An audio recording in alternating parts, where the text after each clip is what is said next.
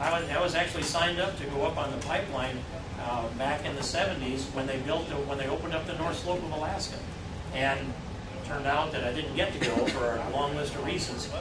But we need to do all of those things and clean burning coal and develop this natural gas that we have and defend fracking, by the way.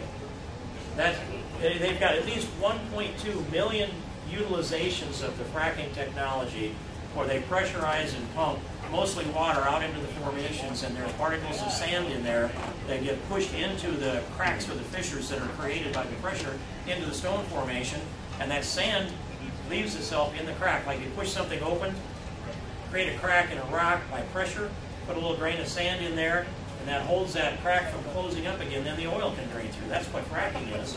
And out of 1.2 million utilizations of fracking, they've yet to have one that can conclusively say it's done anything to damage any groundwater.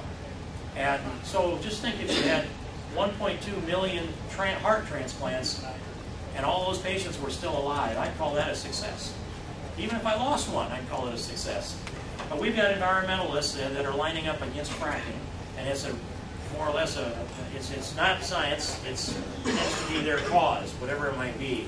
But I want all energy all the time. I want to drive this renewable energy piece of this thing.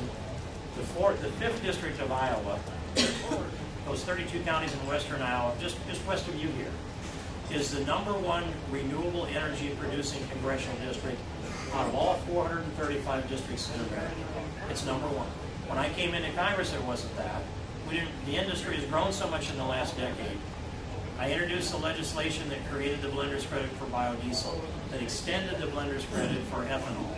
And I've been supportive of the production tax credit for wind all of that time. And you put that all together and add up the BTUs, the 5th district produces more renewable energy than any other.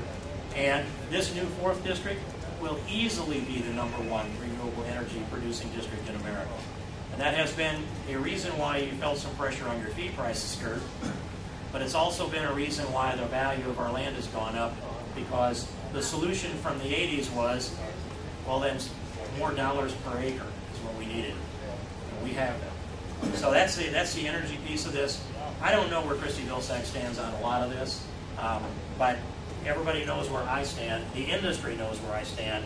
And if you hear things come out of her, just remember they're in the business of misinforming you.